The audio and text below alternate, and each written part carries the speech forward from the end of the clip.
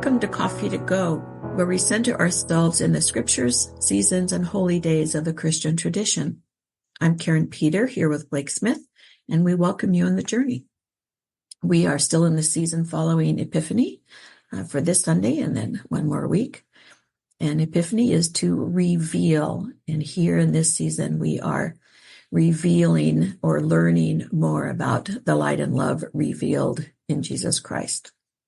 So where are we with Jesus this week? Well, we are still on that level field that we talked about last week, where Jesus, after blessing the people and passing out a few woes, Jesus is still teaching. And his teaching here turns to teaching about love. All right. Well, we are still in the 6th chapter of the Gospel of Luke, and we'll be reading today from the 27th through the 38th verse. And in case there is any chance you don't know what love your enemies means, there should be no question after hearing this. And I will just say, you may find yourself needing to pause and deal with the feelings that you have about a particular verse and then continue on, but gotta listen to the whole thing. It's pretty inclusive. But I say to you who are listening, love your enemies, do good to those who hate you, bless those who curse you, pray for those who mistreat you. If anyone strikes you on the cheek, offer the other also. And from anyone who takes away your coat, do not withhold even your shirt. Give to everyone who asks of you. And if anyone takes away what is yours, do not ask for it back again.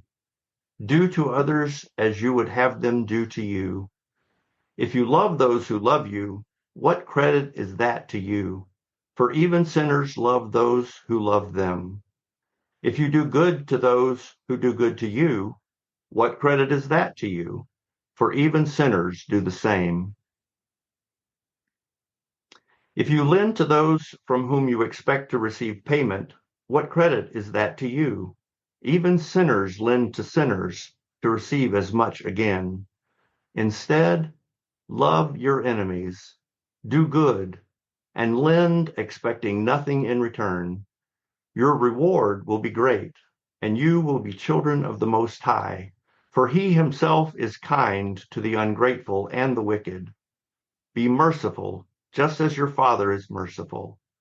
Do not judge, and you will not be judged. Do not condemn, and you will not be condemned. Forgive, and you will be forgiven. Give, and it will be given to you. A good measure, pressed down, shaken together, running over, will be put in your lap. For the measure you give will be the measure you get back. So why does this matter?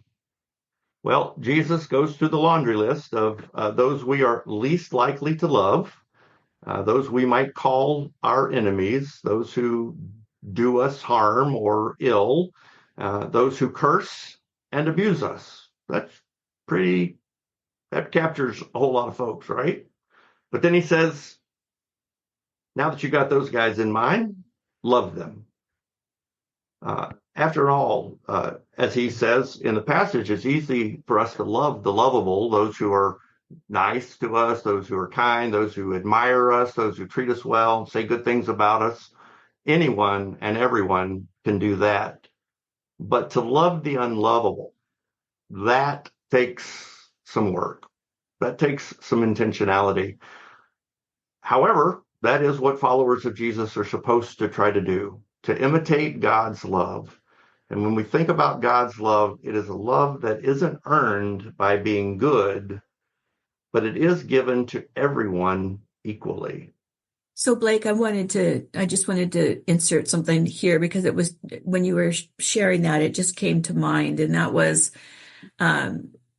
to love the unlovable takes a bit of work. I would say in this passage, we even have to go to love the undeserved, because in Western culture, we tend to say that there are those who deserve our love, who are unlovable, and there are those who are unlovable and do not deserve our love. And I think this passage, though it doesn't use that word, that's really what it's saying. We need to add those who we consider not deserving of love to our list of people that we have to love. Wow, that's a whole additional category. but really, that's a good point, Yes, Karin. you're welcome. Thank you. So Jesus is telling us here that we need to treat everyone like we wish to be treated. Do unto others as you would have them do unto you, is the phrase that we often say. And not to judge, to forgive, to be generous. And all of this, as we probably already know, is harder than it sounds, but it is the expectation of Jesus as he points us to God's pathway. And Karin, as you have said, it's not just for the unlovable, but those we might deem as undeserving, which really opens to additional people when we think about it. So some questions that I might ask myself is, who is on my least likely to love list? Oh man, that's a list I don't want to show anybody. Because that says more about me than about others. And if it is longer than your Christmas card list was. Uh-oh. So some other questions I might ask myself are how quickly do I judge? I don't like that one. I'm going to just never mind. Forget that one. No. Yeah. That hits close to home. Also, how easily do I forgive? And how generous am I really? How generous am I really? We talk about here in Community Christ about true capacity.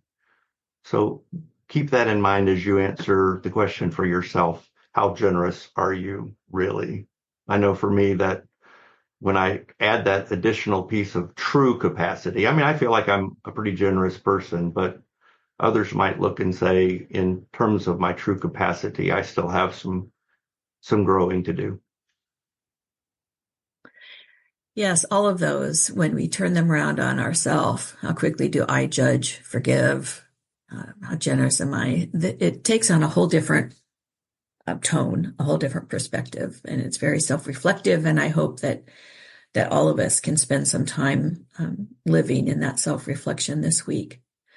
So here's a way to kind of experience this particular passage, because I know for me, I've heard this all growing up. I have heard about loving your enemies in Sunday school or in Sunday worship, and it kind of goes in one ear and out the other. So we want to make it stall inside there for a little bit. So this week, name your unlovable.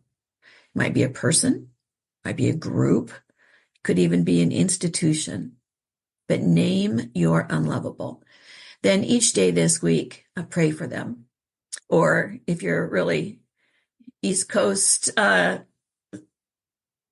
doubting of organized religion, send good karma to them. Whatever works for you, or meditate the light of love to them if that's your spiritual area of giftedness, or simply speak kindly to them if they are in your realm of community. And do this all week long. It's not a one-day deal. Name your unlovable, and we're going to share love with them all week long. A tough task, but a very important and hopefully helpful practice. Might be hard, might cause some discomfort, but I like that. But we can do it, and our listening audience, if you can do it too. We can do this. Absolutely. So our blessing today comes from a favorite of ours, Meta Herrick Carlson. And so here's the blessing.